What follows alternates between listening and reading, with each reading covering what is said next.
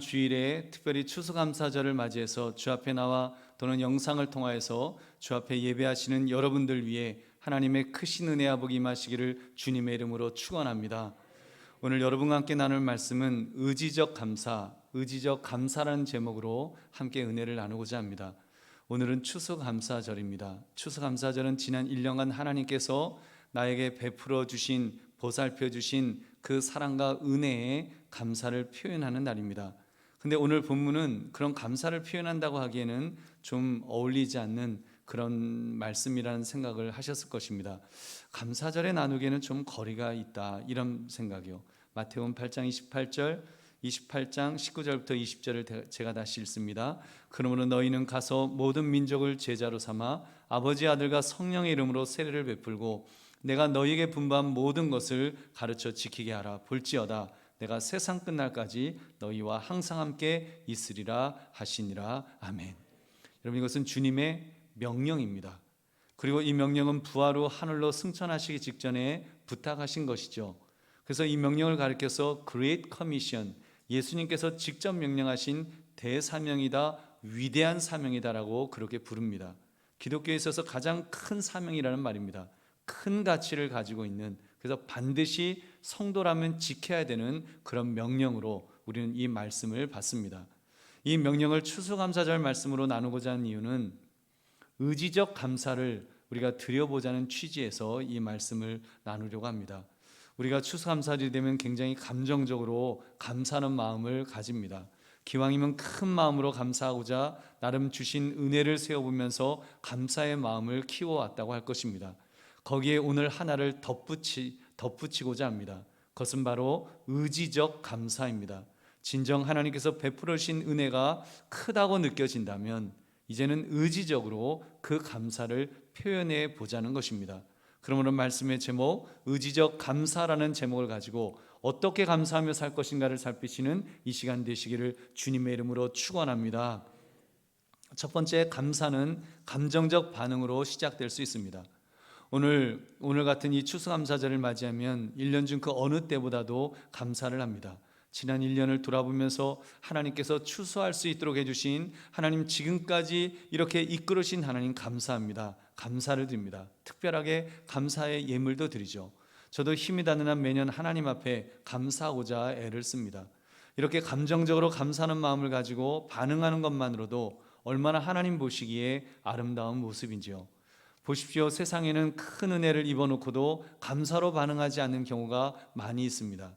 그제 금요기도 때 나누었던 9명의 나병 환자들, 그들은 은혜를 입는 일에 너무 익숙해져서, 그리고 나 혼자만이 아닌 모두 받는 은혜라서 감사하지 않았다고 했습니다. 실제로 이와 비슷한 경우를 우리는 어렵지 않게 목격할 수 있습니다. 저도 그런 경험이 있어요. 성탄절이 가까워지면 이제 노숙인들을 위해서 겨울 파커를 선물하는 그런 행사를 해마다 참석을 했습니다. 100명 이상의 사람들이 줄을 서서 한 벌씩 이렇게 받는 행사였습니다. 제법 값이 나갈 만한 따뜻하고 아주 튼튼해 보이는 그런 파커를 선물로 드렸습니다. 가게에서 그거 살려면 한 5만 원, 10만 원 이렇게 줘야 되는, 근데 그런 파커를 공짜로 이렇게 받으시는 거예요. 근데 받으시면서 당연한 뜻 받아가시는 분들이 제법 보였습니다. 물론 고맙다며 진심으로 감사하며 받는 분들도 계셨습니다만, 또 많은 분들이 당연하다는 듯이 이렇게 받아가더라고요. 왜 그러셨을까요? 나만 받는 것이 아니니까요. 남들 다 받는 거 그냥 받는 거니까, 받으면 본전 같고 안 받으면 바보 되는 기분, 그런 기분이었을 것입니다. 여러분, 그렇다고 누군가 은혜를 베풀며 선물하는 파커 잠바를 전혀 감사하는 마음이 없이 받아도 괜찮은 것일까요? 여러분, 아닙니다. 그것은 잘못된 태도입니다. 은혜를 받았으면 당연히 감사를 해야죠. 여러분, 그렇게 볼 때 감정적으로 반응하는 것만 해도 잘했다고 칭찬들을 잃을 것입니다. 감사합니다. 이런 은혜를 베풀어 주셔서 진심으로 감사한다고 그런 마음을 가지는 것, 그것도 얼마나 귀한 것인지요. 여러분, 이러한 반응을, 구원의 은혜에 대해서, 여러분 정말 내가 구원받았다는 것에 대해서 내가 얼마나 감사하는지 한번 내 자신을 돌아봅시다. 우리가 이미 받은 하나님께서 베푸신 이 구원의 은혜에 대해서 여러분 반드시 반응이 있어야 됩니다. 오늘 16절 17절 말씀 제가 읽겠습니다. 11제자가 갈릴리에 가서 예수께서 지시하신 산에 이르러 예수를 배웠고 경배하나 아직도 의심하는 사람들이 있더라. 제자들이 지금 부활하신 예수님을 만났습니다. 그러자 그들이 했던 첫 번째 반응은 경배였습니다. 예수를 배웠고 경배하나. 여러분 얼마나 감사했겠어요. 하나님의 아들의 피조물인 나 같은 자를 위해서, 그것도 죄인인 나를 위해서 십자가에서 대신 죽으셨다니요, 물과 피를 다 쏟으셨다니요, 그리고 그가 죽으셨을 뿐만 아니라 다시 살아나셔서 지금 자기 앞에 이렇게 서 계실 때 여러분 그 은혜가 얼마나 컸을까요? 얼마나 감사했을까요? 여러분 에베소 1장 7절도 말씀하죠. 우리는 그리스도 안에서 그의 은혜의 풍성함을 따라 그의 피로 말미암아 속량 곧 죄사함을 받았느니라. 아멘. 그래서 예수님으로 인해서 죄사함을 받았다고 생각할 때 얼마나 감사하겠습니까? 여러분 경배는 예수님께서 그리스도가 되심을 그렇게 인정하는 행위입니다. 그가 자신들을 죄에서 구원하신 구원자라는 사실, 메시아라는 사실, 하나님의 아들이라는 사실 앞에 정말 믿음으로 반응하는 것이 경배예요. 하나님, 예수님은 나의 구원자이십니다. 구세주이십니다. 얼마나 큰 감사의 마음을 품어야 했을까요? 얼마나 감격스러운 자리가 되었을까요? 제자들이 예수님께 그렇게 표현했을 것입니다. 그 구원의 은혜, 그 사랑에 대해서 깊이 있게 고백했을 것입니다. 주님 감사합니다. 나 같은 자를 위해서 나의 구원자가 되어주셨군요. 그렇게 감사하는 마음으로 예배를 드렸다는 것입니다. 근데 어떤 사람들은 의심했어요. 저 뭐지? 저 사람은 뭐지? 뭐 그러면서 여러분 감사하며 경배했던 사람과 감사하지 못했던 그런 사람들을 우리가 볼 수 있습니다. 여러분 그렇게 볼 때 구원받은 백성이 감정적으로나마 여러분 감사해야 되는 것은 마땅한 믿는 자의 모습인 줄로 믿습니다. 그러므로 우리가 받은 은혜, 즉 지난 1년을 지켜주신 하나님의 은혜, 나를 구원해 주신 하나님의 크신 은혜에 먼저 감사로 반응하시기를 주님의 이름으로 축원합니다. 여러분 두 번째, 감사는 의지적으로 표현되어야 합니다. 오늘 본문의 말씀은 그리스도의 대사명이라고 했습니다. Great Commission이라고 했어요. 이 명령을 주셨기 때문에 우리 기독교인들이 이기적이지 않을 수가 있는 것입니다. 자기만 위하지 않을 수 있었어요. 자기를 뛰어넘어서 다른 사람을 구원코자 하는 선교적 마인드를 가질 수 있었던 것은 바로 이 대사명을 우리 예수님이 명령하셨기 때문입니다. 여러분 그렇다면 오늘 추수감사절을 맞이하여 감사 예배를 드리는 시점에서 여러분 이 말씀이 우리에게 좀 의지적으로 다가왔으면 좋겠습니다. 왜요? 우리 예수님께서 우리에게 가장 특별하게 부탁하신 명령이기 때문입니다. 하늘로 승천하시면서 마지막으로 당부하신 것이 바로 이 내용입니다. 그 예수님께서 우리에게 먼저 무엇을 우리에게 베풀어 주셨습니까? 여러분 은혜를 베풀어 주셨잖아요. 예수님은 우리를 구원하시는 은혜, 십자가에 못 박혀 죽으시기까지 우리를 살리시고 대신 죽으심으로 가장 큰 은혜를 베풀어 주셨습니다. 여러분 그렇다면 내가 받은 은혜가 너무 크다고 감정적으로 먼저 느꼈다면 이제는 그 감사를 좀 의지적으로 표현하려고 해야죠. 순종하고자 하는 마음으로 감당해야 된다는 것입니다. 예수님의 대명령, 이 명령 대사명, 위대한 사명을 주님 내가 좀 감당하겠습니다. 내가 작은 부분이나마 제가 감당할게요. 여러분 이런 마음을 우리가 가져야 된다는 말입니다. 사실 기독교는 이 주님의 위대한 명령으로 인하여 그들이 안주하고 있던 자리에서 벌떡 일어날 수 있었습니다. 그냥 우리끼리 은혜 받고 우리끼리 그냥 잘 믿으면 되지, 이런 집단 이기주의를 벗어버릴 수가 있었습니다. 그리고 세계를 향해서 뻗어나갔다고 말해도 과언이 아닐 것입니다. 나와 아무 상관이 없는 사람들인데도 불구하고 하나님의 명령을 수행하기 위해서 먼 나라 미지의 나라도 마다하지 않았던 것입니다. 여러분 이 시간 주님의 위대한 명령을 되새겨 봅시다. 마태복음 28장 19절 20절 우리 다시 같이 읽어보겠습니다. 시작. 그러므로 너희는 가서 모든 민족을 제자로 삼아 아버지와 아들과 성령의 이름으로 세례를 베풀고 내가 너희에게 분부한 모든 것을 가르쳐 지키게 하라. 볼지어다 내가 세상 끝날까지 너희와 항상 함께 있으리라 하시니라. 아멘. 주님은 너희는 가서라고 말씀합니다. 가라는 것입니다. 지금 현재 있는 자리에 안주하지 말고 일어서라는 말입니다.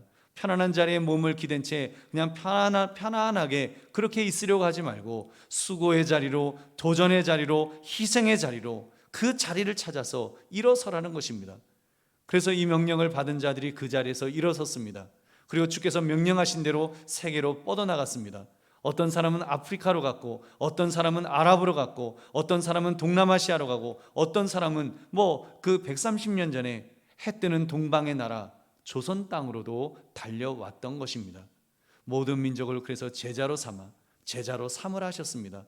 그냥 성경을 좀 가르치는 것으로 끝나는 것이 아니라, 성경을 전달하는 것으로 끝나는 것이 아니라 그 제자로 삼아라. 제자로 삼으라는 게 뭐예요? 제자가 뭐예요?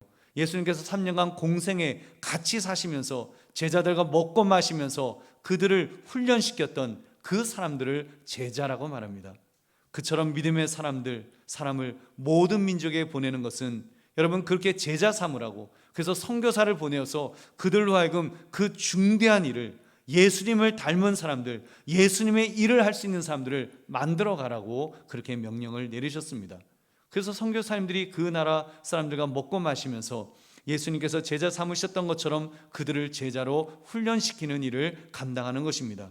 그 위대한 일을 감당하라고 명령하셨고, 그리고 선교사들은 그 사명을 감당합니다. 그렇게 제자들은 그 일을 감당했습니다. 아버지, 아들과 성령의 이름으로 세례를 주면서 그들을 제자 삼았던 것입니다. 그리고 예수님께서 제자들에게 분부하신 모든 것을 가르쳐 지키라고도 하셨죠. 예수님께서 분부하신 모든 것이 무엇일까요? 예수님께서는 잃어버린 자를 찾고 구하기 위해서 이 땅에 오셨다고 했습니다. 내가 의인을 부르러 온 것이 아니요 나는 죄인을 부르러 왔다. 그래서 예수님은 그런 사람들을 만나면 구원해 주셨습니다. 나병한 자들이 불쌍히 여달라고 하면 그들의 병을 고쳐주셨습니다. 눈먼 자가 앞을 보지 못하면 눈을 뜨게 해주셨습니다. 앉은 맹인을 일으켜 세우셨습니다. 병든 자를 고치시면서 죄인들의 친구가 되어주신 분이 우리 예수님이신 줄로 믿습니다. 그리고 명령했습니다. 내가 분부한 대로, 내가 가르쳐준 대로 가르쳐 지키게 하라. 가르쳐 지키게 하라. 여러분 주목하십시오. 가르쳐 지키게 하라. 가르침의 목적은요, 지키게 하는 데 있습니다. 주님은 주님께서 은혜를 베푸셨던 것처럼 그의 제자들도, 500여 문도들도, 그리고 대사명을 이어받은 2000년 후 우리들에게도, 우리 한국교회, 우리 한강교회 성도들에게도 지켜야 한다고 말씀합니다. 배운 것으로 끝나지 않고 실제로 행함으로 지켜야 합니다. 그 명령에 순종했던 서양의 선교사님들 덕분에 130여 년 전 복음이 이 땅의 조선 땅으로까지 오게 되었습니다. 그렇게 한국교회가 태동하였습니다. 그렇게 한국교회가 하나님의 어마어마한 사랑을 받은 것입니다. 그만큼 복음의 큰 빚을 진 것입니다. 여러분, 그렇기 때문에 우리도 이제 그 감사함으로 우리는 의지적으로 표현해야 합니다. 어떻게 해요? 주님께서 명령하신 대사명을 순종하는 것입니다. 우리도 떠나야 됩니다. 지금 있는 자리에 안주하지 말고 한강교회가 지금 한남동에 자리 잡고 있는 것으로 안주하지 말아야 합니다. 우리끼리 예배드리는 것으로 만족해서는 안 될 것입니다. 일어서야 됩니다. 분연히 그 자리에서 일어서서 수고하는 자리로, 불편한 자리로, 도전의 자리로, 희생의 자리로 의지적으로 나아가야 합니다. 그 길을 찾읍시다. 이 지역에서 찾을 수 있는 것을 먼저 찾아봅시다. 내 안에 나와 가까이서 찾아야 될 것을 찾아야 되겠지요. 그리고 나아가서 세계를 향한 우리의 시선을 옮겨야 됩니다. 여러분, 지금도 세계에는 우리를 통해 복음을 듣고자 하는 많은 민족들이 있습니다. 지난 수요일 GMS 그 선교사님께서 오셔서 이런 말씀하셨어요. 지금 아프리카에 한국 선교사가, 우리 교단의 선교사가 아니라 한국 선교사가 한 사람도 들어가지 않은 나라가 절반 가까이 있습니다. 왜냐하면 아프리카는 멀다고 험하다고 한국 선교사들이 잘 안 간다는 거예요. 그래서 그런 나라에 많지 않대요. 감사하게도 우리 한강교회는 바로 그곳에 대한민국을 통틀어서 그 잘 가지 않는 나라에 선교사를 파송하게 되었으니 여러분 영광스러운 일인 줄로 믿습니다. 여러분 영광스러운 일이에요. 하나님께서 우리에게 기대하시는 거예요. 그렇습니다. 바로 그런 곳까지 갈 수 있어야 합니다. 기꺼이 수고를 각오하고 희생을 각오하고 그런 곳까지 우리의 시선이 이제는 닿아야 합니다. 보십시오. 코로나19 시대에 화이자, 모더나와 같은 이 우수성이 입증된 백신은 99%, 98% 전부 돈 많은 선진국들에게만 이렇게 보급이 되었다는 거예요. 그 선진국들 대부분이 기독교가 강세인 나라들입니다. 여러분, 심지어 공식적으로 기독교 국가도 있어요. 그런데 코로나 팬데믹 상황에서는 자국 이기주의가 발동을 하는 거예요. 인간의 민낯이 그냥 다 드러나는 거예요. 여러분 얼마나 부끄럽습니까? 우리 그런 점에서 정신 똑바로 차려야 됩니다. 우리 믿음의 사람이 정말 영적으로 깨어 있어야 됩니다. 그래서 그 이기심을 뛰어넘는, 여러분 이기심을 뛰어넘는 것이 복음인 줄 믿으시기 바랍니다. 여러분 그것을 뛰어넘는 것이 하나님의 사랑입니다. 왜냐하면 하나님의 사랑이 그런 장벽을 뛰어넘어서 바로 우리에게, 나에게 오셨으니까요. 창조주가 피조물과의 장벽을 뛰어넘어서 역사를 뚫고 우리에게 인간의 몸을 입고 오지 않으셨습니까? 우리에게 물과 피를 다 쏟으시며 생명까지 주시지 않으셨습니까? 에베소 2장 14절, 그는 우리의 화평이신지라 둘로 하나를 만드사 원수된 것 곧 중간에 막힌 담을 자기 육체로 허시고. 아멘. 주님은 육체로 그 막힌 담을 허셨다라고 했습니다. 우리도 허물어야 됩니다. 여러분 우리도 허물어서 그러므로 감사하시되 의지적으로 감사할 수 있는 저와 여러분 되시기를 주님의 이름으로 축원합니다. 세 번째, 감사는 은혜를 끼친 분을 기쁘시게 해드릴 때 꽃을 피울 수 있습니다. 여러분 그 하나님을 기쁘시게 해드릴 때 꽃을 피울 수 있어요. 제가 올해 이렇게 감히 이 본문을 가지고 여러분과 은혜를 나눈다는 게 이게 참 힘든 일입니다. 여러분 어떻게 감사절에 제가 감히 이런 본문을, 예수님의 대사명을, 이 말씀을 함께 나눌 수가 있겠습니까? 이렇게 나눌 수 있었던 것은 제 안에 그래도 기쁨이 있었기 때문입니다. 개인적으로 여러분이 자랑스러워서 이 말씀을 함께 용기 내어 나누게 되었습니다. 코로나19 이 끔찍한 상황에서 그래도 하나님이 기뻐하실 만한 일을 우리가 조금일망정 시도하고 있다는 것이 자랑스럽습니다. 감사한 것은 우리 교회가 이 어려운 시기에 지난 수요일 그 주파송 선교사 파송 예배를 드렸습니다. 이제 시작입니다. 이제 라이베리아의 그 세계 최빈국 중 하나인 나라의 박원정 목사님 그 가정을 우리는 그 선교사로 파송하면서, 여러분 우리는 보내는 선교사로서의 역할이 시작된 것입니다. 여러분 이제 우리가 시작된 거예요. 우리 이것을 자랑스럽게 우리가 생각하고 감당해야 될 것입니다. 어찌 보면 이미 우리는 힘에 지나도록 협력 선교를 해왔던 교회입니다. 앞으로도 협력 선교를 여전히 꾸준히 계속할 것입니다. 그 선교지들이 선교를 계속하는 한 우리의 협력도 계속되어야 하기 때문입니다. 더구나 협력 선교라고 하면서도 그 선교지에서 필요하다고 하면 우리는 건축원금도 보내었고, 해마다 캄보디아에는 교복 지원을 우리가 근 10년 넘게 해오고 있고, 또 심지어 파키스탄에 선교센터를 구입해 주기도 했습니다. 지난달에는 1군당 교육관 건립에 2군당 교육관 건립에 몇백만 원씩 우리 건축원금을 보내기도 했습니다. 또 잘 아시는 것처럼 우리 오래전이지만 청년부 심지어 중고등부 선교 트립을 우리 그때 전액을 다 지원하는 그런 그 선교, 그 단기 선교도 우리가 했습니다. 그때는 그랬어요. 그 돈 아깝게 그 많은 돈을 어떻게 그렇게 투자하느냐, 그런 생각들도 사실 없지 않아 있었습니다. 여러분 그 열매를 보십시오. 여러분 오늘 2부 예배 때 제가 청년들에게 격려 차원에서 아주 작은 장학금을 교회로부터 전달했습니다. 그 성장한 청년들을 보면 정말 멋진 청년들로 성장한 그 모습을 저는 봅니다. 제가 자부할 수 있는 것은 그 어떤 큰 교회의 청년들보다도 저는 우리 교회 청년들이 반듯하게 모든 면에서 저는 우수하다고 자부합니다. 우리 청년들 굉장히 자랑스러워요. 신앙적으로 반듯하게 서 있고요, 세상적으로도 꿈을 향해 나아가는 멋진 청년들이기 때문입니다. 여러분 그 청년부 사역하시는 목사님도 그런 말씀하셨대요. 우리 청년들 다른 교회 청년들하고 다르다고. 다른 교회 청년들도 이렇게 섬겼지만 참 우리 한강교회 청년들이 참 그런 신앙적으로 반듯하고 그런 모습을 보면서 정말 그 칭찬을 많이 하는 것을 들었습니다. 여러분 앞으로 더 멋진 청년들이 될 줄로 믿습니다. 여러분 저는 기대가 돼요. 우리가 저들을 위해서 축복하며 기도할 때 저들이 점점 성장해서 하나님의 마음을 시원케 해드릴 그런 인물들이 될 것을 기대하며 가슴이 벅차오릅니다. 우리 한강교회는 그렇게 청년들을 그렇게 배출해 왔었고 앞으로도 또 그렇게 배출하게 될 줄로 믿습니다. 여러분 그러한 모든 일을 여러분 누가 했겠습니까? 여러분들이 하신 거예요. 물론 하나님이 하셨지만 인간적으로는 여러분이 하셨습니다. 여러분이 기도하시고 여러분이 헌신하셨기 때문에 그렇게 많은 사역들을 감당해낼 수 있었던 것입니다. 여전히 그러한 사역은 계속될 것입니다. 거기에 플러스로 우리는 더 큰 이제 선교의 꿈을 가지고 이제 라이베리아 주파송 선교라고 하는 그 사역을 우리가 시작하는 것입니다. 하나님이 박원정 목사님이라고 하는 사람을 이제 그 인생을 보시고 글을 들어서 쓰시고자 하시는 거예요. 한 사람을 선교사로 만드시고 글을 쓰시고자 하시는데 하나님께서 우리 교회에 보내주신 것입니다. 우리에게 하나님께서 특별하게 기대를 가지신 바로 그 선교사님을 책임지도록 그 사명을 하나님께서 우리에게 맡기셨습니다.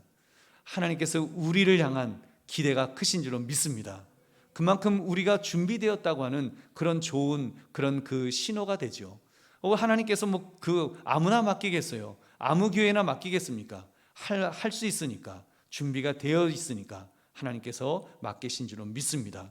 여러분, 오늘 여러분에게서 나눠드린 선교 봉투들 여러분 보시고 꼭 결단해 주십시오. 집에 갖고 가셔서 기도하시면서 하나님, 내가 어떻게 그 선교에 동참하면 좋을까요? 성령께서 감동 주시는 대로 그렇게 여러분 결단하시기 바랍니다. 우리를 대신해서 박원정 목사님 가정을 우리가 라이베리아로 보내는 것입니다. 우리는 위하여 기도해 주어야 합니다. 그리고 물질로도 후원해 드려야 될 것입니다. 그것이 하나님께서 우리에게 주신 사명입니다. 저도 저희 가정에서도 구자를 정해서 이제 힘이 닿는 한 저희가 후원을 약정할 것입니다. 이미 전도회에서도 또 여러 기관에서도 목사님, 저희도 작정해서 후원할 것입니다 하면서 말씀을 전해 주셨습니다. 아직 헌금 봉투를 나눠드리지 않았는데도 이미 모여진 헌금이 1,000만 원 가까이 됩니다. 여러분, 제가 바라기는 매월 정기적으로 후원하는 헌금이 우리 교회가 GMS 선교단체에 약속한 금액보다 훨씬 더 많아질 줄로 믿습니다. 그래서 여러분, 박원정 선교사님이 물질적으로 궁핍하지 않게 마음껏 선교하실 수 있도록 그렇게 지원되기를 기도합시다. 여러분, 바라기는 내년까지 한 1억쯤 모였으면 좋겠습니다. 그래서 박 목사님이 그곳에 당장 잘 정착하고 선교 사역을 처음 시작하는데 힘이 될 수 있도록 그렇게 되었으면 좋겠습니다. 하나님께서 필요한 것들을 하나님의 방법으로 채워주실 줄로 믿습니다. 여러분, 그 일을 위해서 더욱 기도해 주시기를 부탁드리겠습니다. 그리고 여러분, 더 감사한 것은 오늘 우리가 추수감사절 헌금을 드린 이 전액을 우리 주변 불우한 이웃들과 나누기로 당회에서 결의했다는 사실입니다. 당회가 결의했다는 것은 여러분이 결의했다는 것입니다. 왜냐하면 장로는, 당회원은 성도들의 대표들이니까요. 그래서 여러분이 결정한 것입니다. 여러분이 결심한 거예요. 우리 교회에서 1년 중 가장 큰 비중이 큰 헌금이 바로 추수감사절 헌금입니다. 예산이 1,700만 원으로 잡힌 것으로 알고 있습니다. 이 헌금을 가지고 여러분이 각 조에서 아이디어를 나눠보시기 바랍니다. 그래서 각 조가 최소한 한 200만 원 이상 헌금을 가지고 정말 창조적으로 이렇게 불우한 이웃을 돕게 될 때 여러분, 얼마나 멋질까요? 여러분, 그냥 돈 휙 던지는 걸로 보내는 걸로 끝나는 것이 아니라 여러분들이 기도하면서 각 조가 이렇게 아이디어를 짜서 그렇게 준비할 때, 그래서 성탄절 예배 때 우리가 우리 조는 이런 일을 할 수 있었습니다, 우리 조는 이런 일을 했습니다 하면서 그런 나눔이 있을 때 여러분, 성탄절 예배가 얼마나 더 감격스러운 예배가 되겠습니까? 저는 이런 모습이야말로 의지적으로 감사하는 자의 모습이라고 믿습니다. 우리 사랑하는 성도님들, 감사는 은혜 끼친 분을 기쁘시게 해드리는 일이라고 말씀드렸습니다. 은혜 끼치신 분, 하나님의 은혜 말입니다. 우리는 이미 감당할 수 없는 그 은혜를 받았습니다. 아들의 피값으로 구원받았으니 이 값을 매길 수가 있겠어요? 세상에 어떤 것을 가져다 드린들 여러분, 그것을, 그 은혜를 채워드릴 수가 있겠냐는 말입니다. 넘치는 사랑을 우리는 받은 사람들입니다. 아들도 아끼지 않으신 그 아들의 피가 묻은 그 생명을 바친 사랑을 우리는 받았습니다. 여러분, 그렇다면 그 하나님을 이제는 우리가 기쁘시게 해드려야 되지 않겠습니까? 이 위대한 사명, 그레이트 커미션을 수행하는 일이야말로 하나님이 가장 기뻐하실 줄로 믿습니다. 그 일을 위해서 교회는 선교의 사명을 감당하는 것입니다. 구제도 마찬가지예요. 목사님, 구제는 선교도 아닌데 그거 못하러 합니까? 그럴 수 있어요. 여러분, 구제도요, 우리가 사실은 그리스도의 대사명을 감당하려고 구제하는 것입니다. 왜냐하면 복음 증거를 위해서, 복음 증거라는 것이 말로만 전해서는 잘 전달이 안 되거든요. 때로는 행동이 필요한 거예요. 때로는 우리의 사랑이 그렇게 물질로 표현될 때 그 사랑을 느낄 수 있기 때문에 우리가 전도도 하고 구제도 하고 봉사도 하고 친교도 하고 이 모든 것들을 함께 하는 것입니다. 그러므로 감사는 은혜를 끼치신 분을 기쁘시게 드린다는 생각을 가지시고 맡겨진 대사명을 기쁨으로 감당하시기를 주님의 이름으로 축원합니다. 말씀을 맺습니다. 의지적 감사. 오늘 말씀의 제목처럼 우리 의지적 감사를 결심합시다. 추수감사절이라고 그냥 내가 하나님으로부터 받은 복에 대해서 우리 감정적으로만 감사하는 마음이 아니라 내가 받은 은혜를 생각하면서 하나님을 기쁘시게 해드릴 의지적 감사, 의지적 감사를 여러분 생각해 보자는 것입니다. 그리고 결단합시다. 행동으로 옮깁시다. 그렇게 감사할 때 하나님이 기뻐하실 것입니다. 그렇게 감사하는 자를 하나님은 더 크게 쓰실 줄로 믿습니다. 그러므로 나만의 감사로 끝나는 것이 아니라, 감정적인 감사로만 끝나는 것이 아니라 의지적 감사로까지 하나님을 기쁘시게 드리는 저와 여러분 되시기를 주님의 이름으로 축원합니다. 우리 함께 기도하겠습니다. 오늘 말씀 생각하시면서 하나님 그렇게 살게 하옵소서. 의지적 감사를 가지고 그렇게 하나님 앞에 살아가는, 하나님을 기쁘시게 드리며 살아갈 수 있도록 해달라고 우리 함께 기도하겠습니다. 하나님 아버지,